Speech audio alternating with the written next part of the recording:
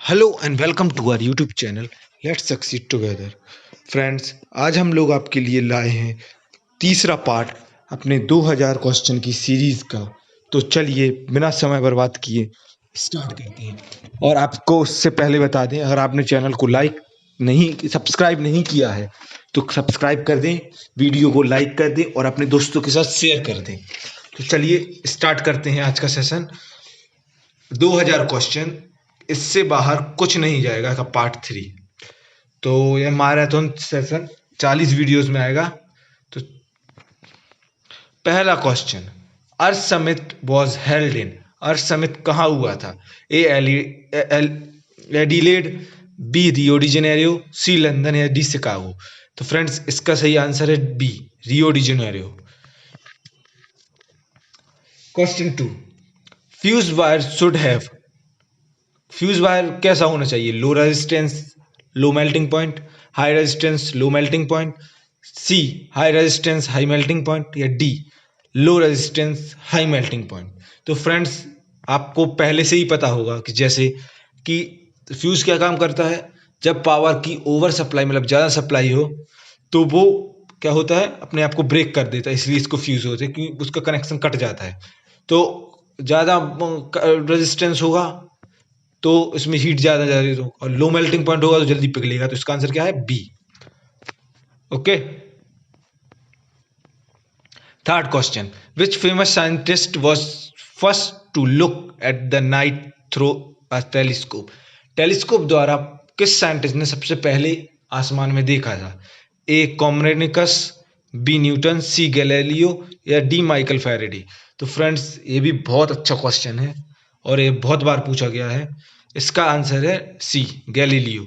Galileo को telescope के जनक भी माने जाते हैं एक तरह से। यह बहुत अच्छे साइंटिस्ट थे। इनका पूरा नाम था गैलीलियो गैलीली और इनकी मृत्यु हुई थी 8 जनवरी को। डेट याद रखना आती है। Fourth question, what is the term for maximum number of individual that an area can support indefinitely. Indefinitely उस टर्म को क्या बोलते हैं जो मैक्सिमम नंबर ऑफ इंडिविजुअल को सपोर्ट करता है जो जिस एरिया में? ए नीस, बी बायोलॉजी बोटेनिक पोटेंशियल, सी कैरिंग कैपेसिटी, या डी मैक्सिमम डेंसिटी। तो फ्रेंड्स, इसका सही आंसर है सी कैरिंग कैपेसिटी। उसको कैरिंग कैपेसिटी कहा जाता है कि कितने उस एरिया में कितने इंसानों को वो कैरी कर सकती है। मैक्सिमम नंबर है, याद रखना, मैक्सिमम का बात हो रही है। Next question, fifth, SPM stand for. SPM किस के लिए कहते हैं? A suspended particle material, B suspended particular matter, C standard particle material, या D none of the above. तो फ्रेंड, इसका करेक्ट आंसर है B suspended particular matter. SPM का फुल फॉर्म होता है। The concept of the carbon credit originated from which of one of the following? A. G8 Summit, B. Kyoto Protocol, C. Earth Summit, या D. Montreal Protocol। दोस्तों, answer बताने से पहले बता दें कि आजकल नेचर के प्रति सब लोग बहुत सजग हो रहे हैं। तो हर उसमें एक ना एक क्वेश्चन आपको ऐसा मिलेगा ही कि किस किस में कार्बन क्रेडिट, कार्बन है BON, कार्बन क्रेडिट ओरिजिनेटेड कहाँ हुआ था, या फिर अर्थ समिट कहाँ हुआ है। आपने भी देखा है, अभी तक 2 क्वेश्चन हुए हैं। और फ्रेंड्स, ये बहुत बहुत ज़्यादा इंपॉर्टेंट क्वेश्चन है। तो ये नेचर्स के क्वेश्चन तो करके ही जाना, क्योंकि ये आएगा ही, हम आपसे पहले बोल। इसका आंसर है B Kyoto protocol. Kyoto protocol के द्वारा ही, मतलब क्योटो प्रोटोकॉल ही रिस्पॉन्सिबल है। इसमें ज़्यादा बात हुई थी कि कार्बन उत्सर्जन कम करना है और अपना टेम्परेचर है वो कम रखना है अर्थ का, कि ग्लेशियर ना पिघले। ठीक है। Seventh question, project tiger, a program to maintain a viable population of tigers in the country and to chalk out areas for their habitat was launched in which year? Project tiger नाम का एक project था। ये भी देखिए nature से related है। Project tiger नाम का एक प्रोग्राम लॉन्च हुआ था जिसमें टाइगर्स की पॉपुलेशन और वो एरिया जहाँ पे वो रह सकते हैं उनके को ढूंढने की कवायद शुरू हुई थी। तो वो किस साल हुआ था? इसके ऑप्शन है, option A 1971, option B 1775, option C 1974 या डी 1973। तो फ्रेंड्स इसका आंसर है ऑप्शन डी 1973। 1973 में स्टार्ट हुआ था प्रोजेक्ट टाइगर, जिसमें प्रोजेक्ट टाइगर्स को बचाने के लिए मूवमेंट चला था। The largest ecosystem of the earth is, सबसे बड़ा अर्थ का इकोसिस्टम क्या है? लिथोस्फीयर, बायोस्फीयर, बियोमेन या बायोमी सॉरी या हाइड्रोस्फीयर। तो फ्रेंड इसका आंसर है डी हाइड्रोस्फीयर। अपना 78% अर्थ किससे कवर है? वाटर से। तो उधर इकोसिस्टम होगा, वो होगा हाइड्रोस्फीयर। तो सबसे बड़ा इकोसिस्टम वही हुआ ना। चलिए स्टार्ट करते हैं। दूसरा question, when light wave passes from a air to glass the variable effect are। तो जब कोई लाइट वेव एयर से मतलब रेयरर से डेंसर मीडियम में जाएगी तो क्या इफेक्ट होगा? A wavelength frequency, B velocity and frequency, C wavelength frequency and velocity या डी वेवलेंथ एंड वेलोसिटी। तो 109 का आंसर होगा। देखिए फ्रेंड्स सिंपल सा लॉजिक लगाइएगा, ये डेंसर मीडियम है, ये एयर है, ये ग्लास है। तो जब ये ऐसा जाएगा तो जिस स्पीड से जाएगा तो डेंसर मीडियम में उसकी स्पीड तो शुरू होगी ही, ठीक है, और वेवलेंथ भी जो जल्दी जल्दी ऊपर नीचे हो रहा होगा पीरियोडिक टेबल में वो धीमे धीमे होने लगेगा, तो वो ऐसा होगा। इसका आंसर है डी वेवलेंथ एंड वेलोसिटी। चलिए नेक्स्ट क्वेश्चन शुरू करते हैं। Next question, what type of mixture is smoke? Smoke किस टाइप का मिक्सचर है?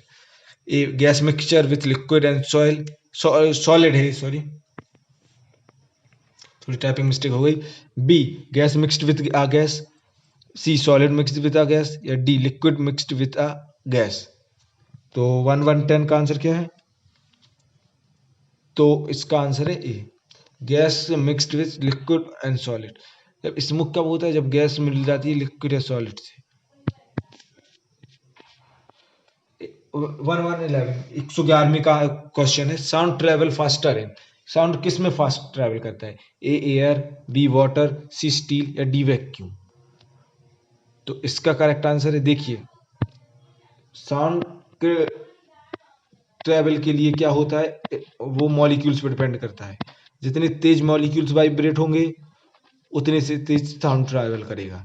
तो एयर के मॉलिक्यूल्स दूर दूर रहते हैं तो एयर में साउंड धीमा ट्रैवल करता है, और सॉलिड सॉलिड कंपोनेंट्स मटेरियल्स के पास पास रहते हैं तो जल्दी जल्दी ट्रैवल करता है। तो इसका आंसर होगा सी स्टील। 112वां question, an instrument use to measure humidity is, humidity मतलब नमी किससे नापी जाती है? ए थर्मोमीटर, बी एनियोमीटर, सी प्राहिलोमीटर या डी हाइड्रोमीटर। तो इसका आंसर क्या होगा? माफ कीजिएगा। तो 1 1 12 का आंसर क्या होगा? तो इसका आंसर है डी हाइड्रोमीटर। हाइड्रोमीटर यूज होता है ह्यूमिडिटी नापने के लिए। Question 1 1 13, the most penetrating radiation of the following is, सबसे ज्यादा पेनिट्रेट मतलब पेनिट्रेट एक से दूसरी जगह में निकल जाए वो क्या होता है? A gamma rays, B beta alpha rays, C X ray या डी बीटा रेस। सो इसका आंसर है बी डी सॉरी गामा।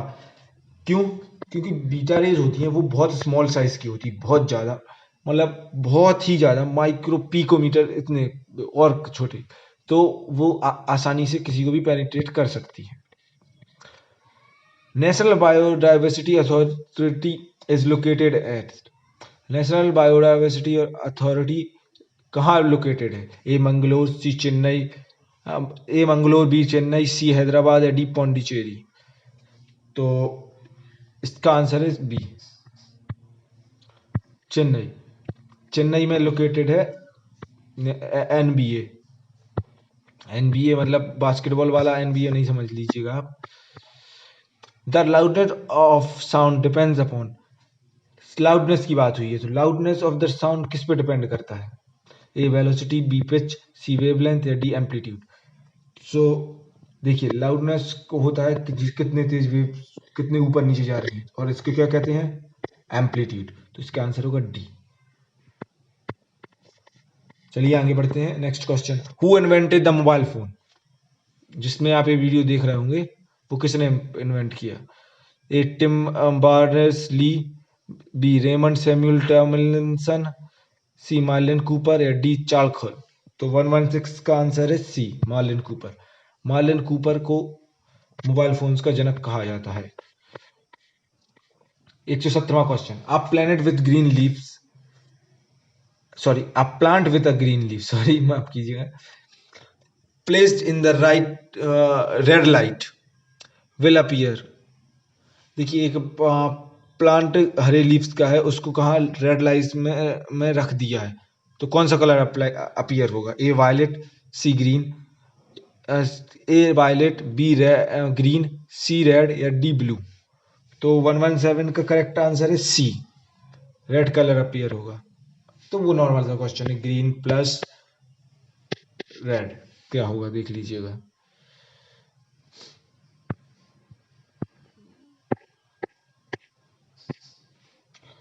और 118वां question, the quality of sound produce by an instrument depends on, किस पे डिपेंड करता है quality of sound produce?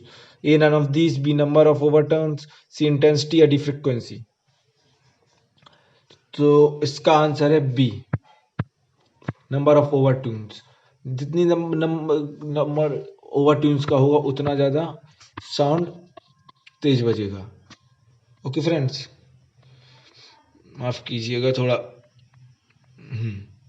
119 question चल रहा था। हाँ, with the raise of temperature the speed of sound in a gas, a remains the same, b increase or b decrease, c none of these या d increase।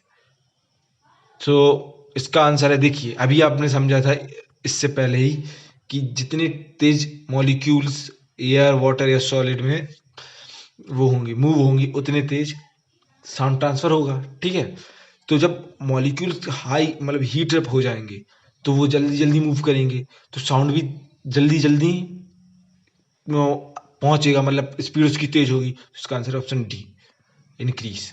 और अगर cold temperature down होने लगा तो क्या होगा? अपोजिट। ओके, 120वां question, when a charged particle enters a uniform magnetic field its kinetic energy, a remains constant, b increase, c decrease या d becomes zero, sorry becomes zero। तो 120 का answer क्या है?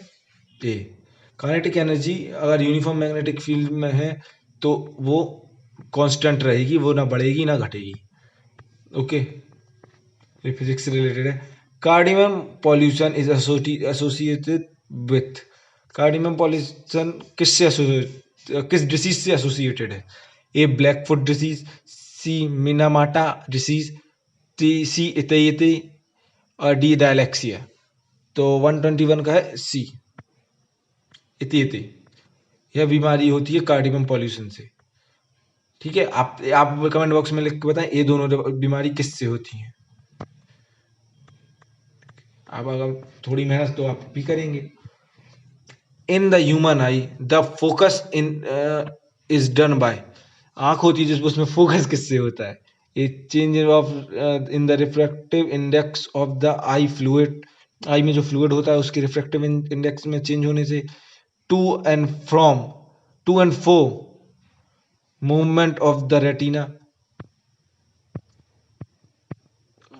सी to and fro movement of the eye lens या D change, बहुत mistakes की हैं इस बार इन लोगों ने, in the convexity of the lens.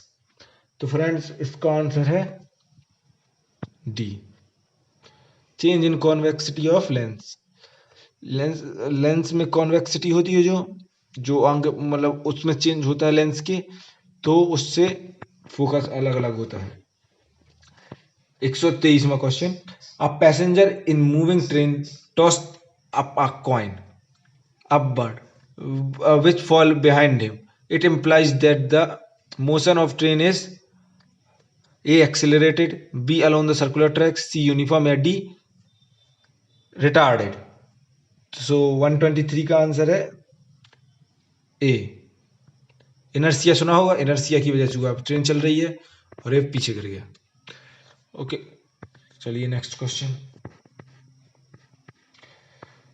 Which one of the following is the most suitable ecosystem? सबसे अच्छा इकोसिस्टम कहाँ है, कौन सा कहलाएगा? A desert, B ocean, C mountain, या डी फॉरेस्ट? तो आप खुद गैस कीजिए कौन सा हो सकता है। सबसे बड़ा मतलब सबसे बड़ा इकोसिस्टम जहां होता है वही सबसे सुटेबल इकोसिस्टम होगा, तो इसका आंसर है सी, ओशियन। देखिए माउंटेन और फॉरेस्ट हो सकते हैं, पर इन दोनों में मतलब इतनी कंडीशंस हार्श हैं।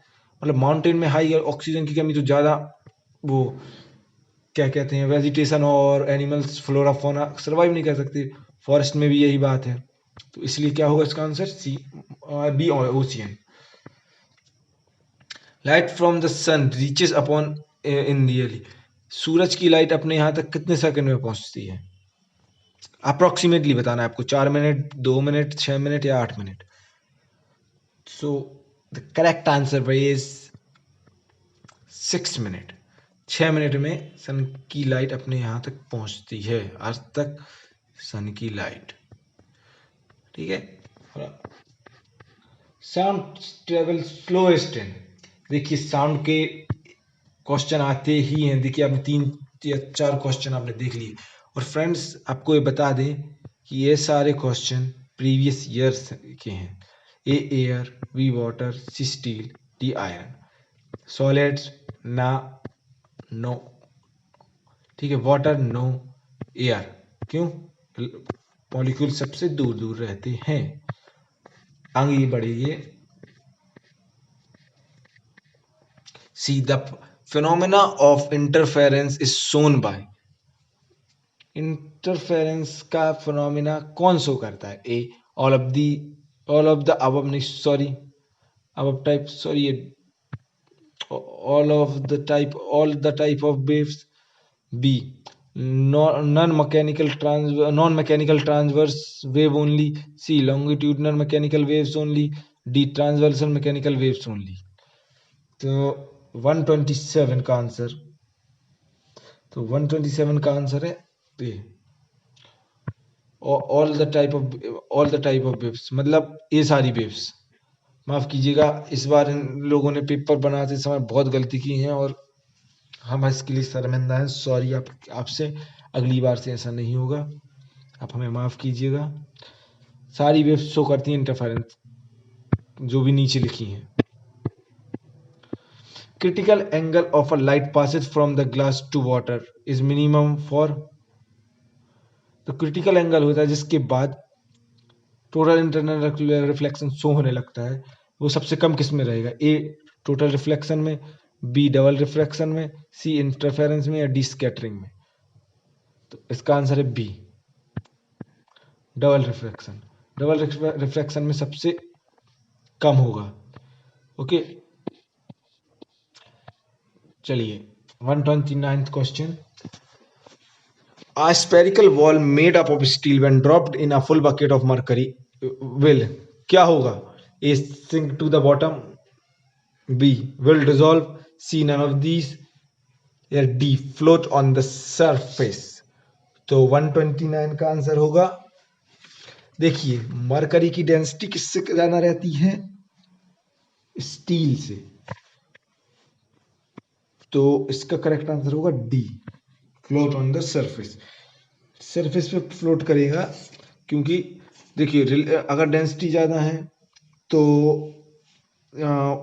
वो नीचे जाएगा। जैसे पानी में स्टील होती है वो नीचे जाती है, पानी में आयरन होता है वो नीचे जाता है, पर उसकी डेंसिटी ऊपर रहती है, कम रहती है, तो वो ऊपर फ्लो करता है। सिंक फ्लोट करता है। 130 या 130th question, laser light is considered to be a coherent because it consists of, laser light को कोहेरेंट क्यों कहते हैं? कोहेरेंट मतलब एक वेवलेंथ वाली, एक the coordinated waves are exactly the same wavelength, many wavelength, uncoordinated wavelengths या d diverse beam। तो इसका क्या रहता है? इसका आंसर है A, coordinate waves are exactly the same wavelength. देखिए लेजर लाइट में अधिकतर दो वेव्स होती हैं और दोनों की वेवलेंथ में बहुत कम अंतर होता है, मतलब एक या दो माइक्रोमीटर मीटर्स का या इतना ही कुछ, तो इसलिए इसको कोहेरेंट कहा जाता है। Why is sound heard with more intensity through CO2 than through the air? ए, देखिए फिर से एक साउंड का क्वेश्चन आ गया। स्पीड ही की वजह से इसका आंसर लिखेंगे, आपको हिंट दे दी। A density of CO2 is less than that of air. B, air is a bad conductor of heat. C, density of CO2 is more than that of air. D, CO2 is a compound but air is a mixture of gases. क्या होगा इसका answer? तो इसका correct answer होगा सी, density. देखिए density ज़्यादा होगी, ज़्यादा डेंसिटी होगी मतलब पार्टिकल पास पास होंगे, और पार्टिकल पास पास होंगे तो जल्दी स्पीड में ट्रांसफर होगा, इंटेंसिटी भी ज़्यादा होगी इसलिए। समझ गए? 132, the velocity of sound in moist is more than in dry air because the moisture air has more density than dry air, less density than dry air, more pressure than dry air, या C, D, less pressure than dry air. फिर वही question, देखिए एक ही question को घुमा घुमा के पूछा गया है, ठीक है, और आप कंफ्यूज हो जाते कि आपने पढ़ा नहीं, या फिर ये एक सीधा थ्योरी से क्वेश्चन आ गया या फिर इससे आ गया, तो इसका आंसर क्या होगा? तो इसका आंसर होगा B, less density than dry air. Sorry sorry sorry, A होगा इसका आंसर, माफ कीजिएगा। मोर डेंसिटी होगी तो उसके बाजू बाजू में बहुत सारे रहेंगे, इसलिए इसका आंसर ये है, ए होगा इसका आंसर।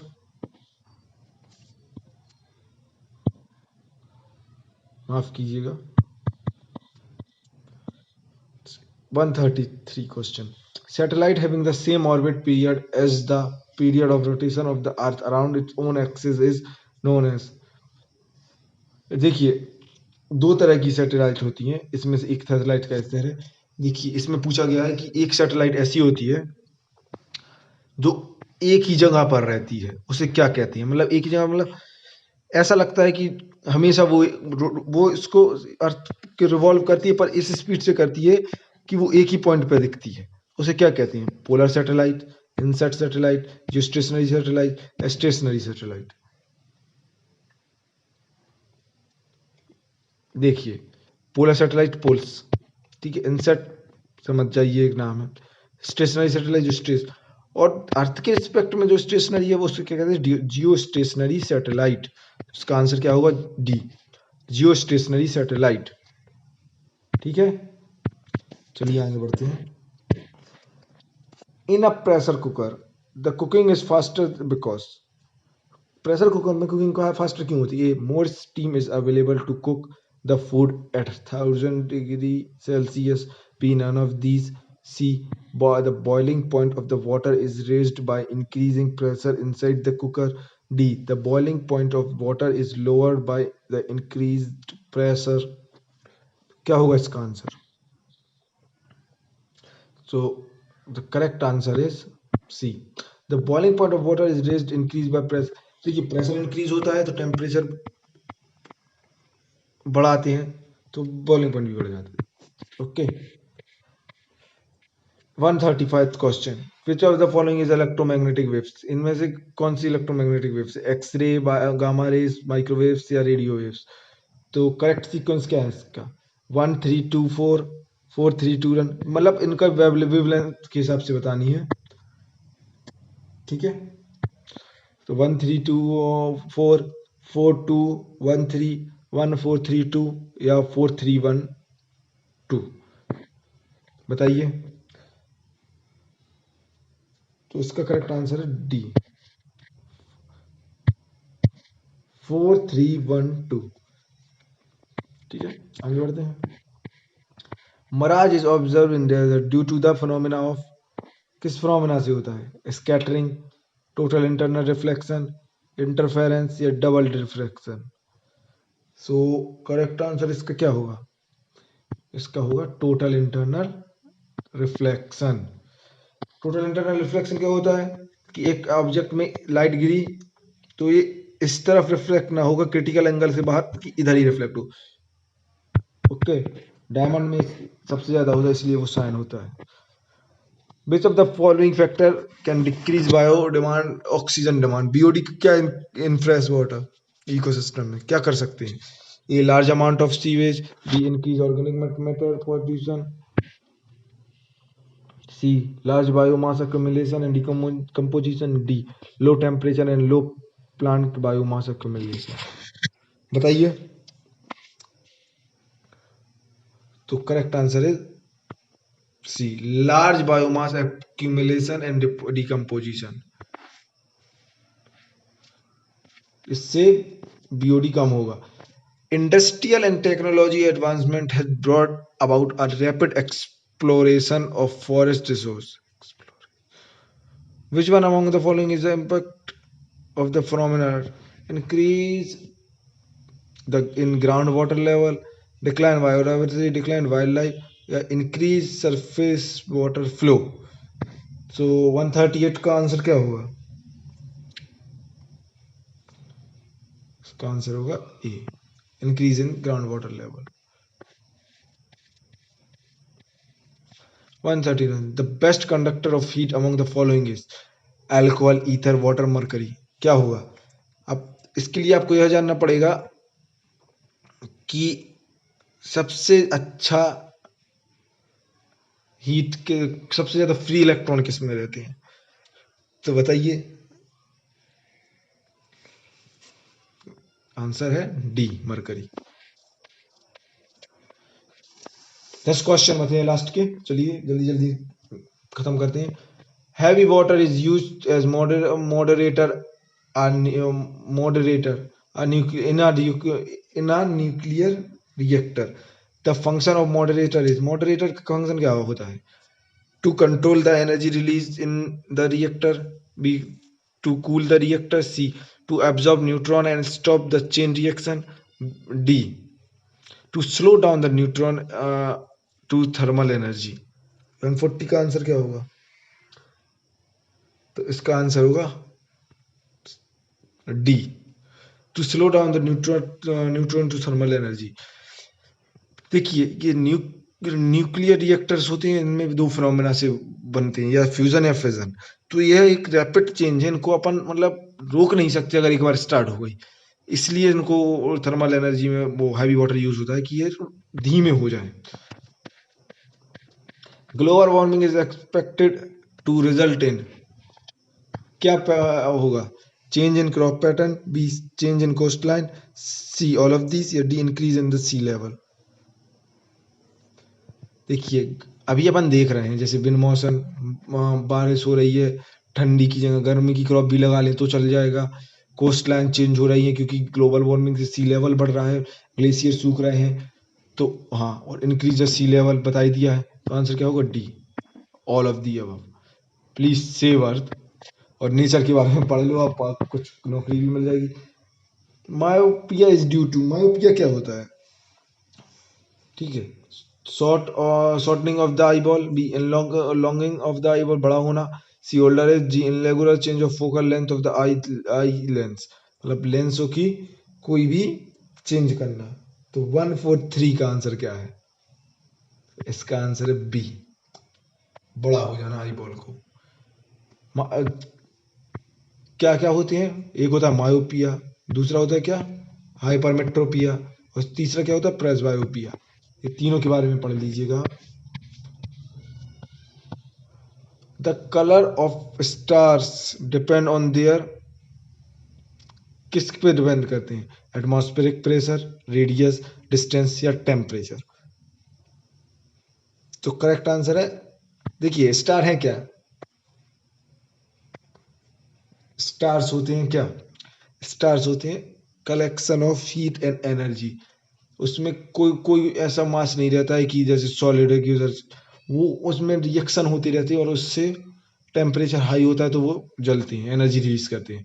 तो इसका आंसर क्या है? डी। कोई स्टार बहुत जलता है तो उसका कलर रेड हो जाता है, बहुत सही है।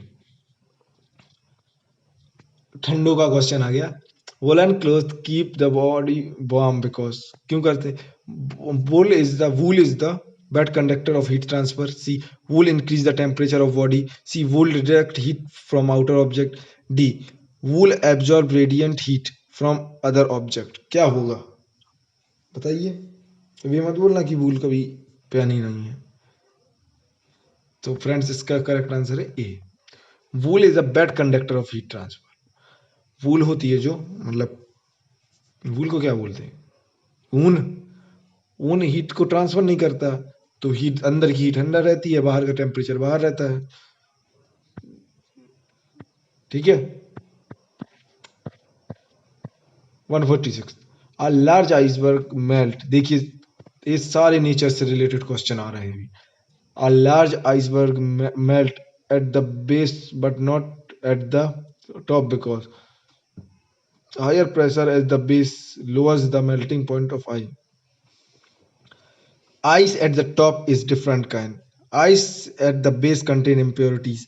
The base iceberg remains in warmer conditions. तो इसका करेक्ट आंसर क्या होगा? सिंपल है, प्रेशर है, simple. High pressure, low the melting point. Understand? इसको तो आप एलिमिनेट भी कर सकते थे, ये कोई बात नहीं हुई, ये कोई बात नहीं हुई, ये कोई बात नहीं हुई। हम प्योरिटी का आइसबर्ग, आइसबर्ग को याद रखिएगा, प्योरेस्ट वाटर मिलेगा आइसबर्ग में, प्योरेस्ट।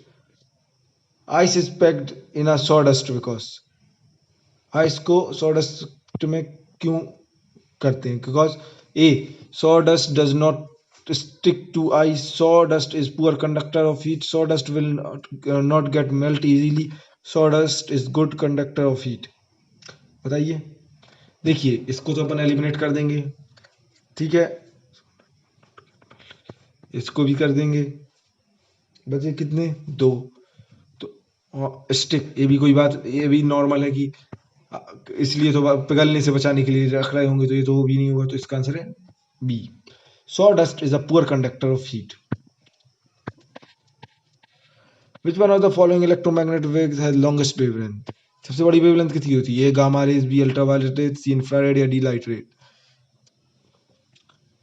बताइए। आप एक बार वेवलेंथ का वो चार्ट देख लीजिएगा, आप बोलें तो हम, आप कमेंट में लिख दीजिए तो हम आपको प्रोवाइड कर देंगे, जिसमें इंफ्रारेड गामा रे से लेके सारी दी हैं, सारी वेवलेंथ। या आप 11th की बुक में केमिस्ट्री की देख लीजिएगा कहीं भी। तो इसका आंसर है क्या? सी, इंफ्रारेड। ठीक है।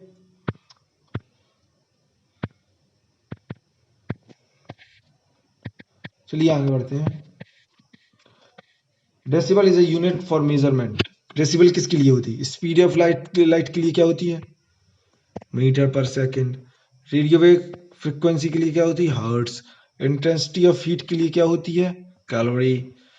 और इंटेंसिटी ऑफ साउंड के लिए क्या होती है? डेसिबल। तो इसका आंसर क्या है? D, decibel. Okay, last question आज का।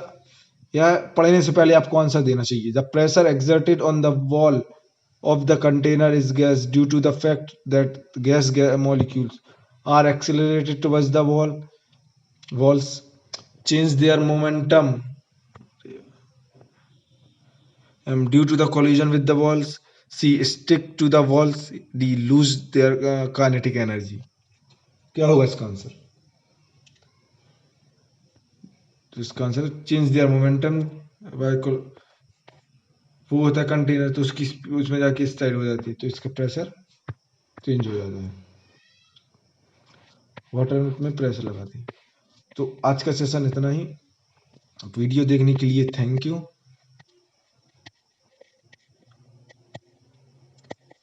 Thank you. आप प्लीज़ चैनल को सब्सक्राइब करें, लाइक करें। अगर आपको वीडियो अच्छी लगी हो कमेंट करके बताएं कहाँ इम्प्रूवमेंट चाहिए, कौन सा न्यू टॉपिक चाहिए आपको। और अगर आपको ये पीडीएफ चाहिए हो तो हम आपको टेलीग्राम की लिंक दे देंगे। पर आप पहले बताइए कि आप चैनल को थोड़ा एक्सपेंड करने में मदद कीजिए दोस्तों, बहुत मेहनत करते हैं हम लोग, तो प्लीज़। ठीक है, आज का सेशन ऐसा ही। अगला सेशन अब हम जल्दी ही लाएंगे, और प्लेलिस्ट बनी होगी इसकी पूरी, तो आप सारी देख लीजिएगा। हम आपको यह गारंटी दे रहे हैं, 100% श्योर है कि आप फिर कोई और भी क्वेश्चन उठाएंगे अगर इसको आपने पढ़ लिया तो 99, 100% तो बोल नहीं सकते, तो 99% यही क्वेश्चन आपको मिलेंगे।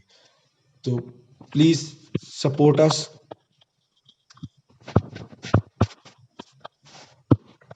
और फिर से एक बार बोल रहे, चैनल को लाइक और सब्सक्राइब और शेयर जरूर कर दें please. Thank you, keep watching, keep learning. Bye bye.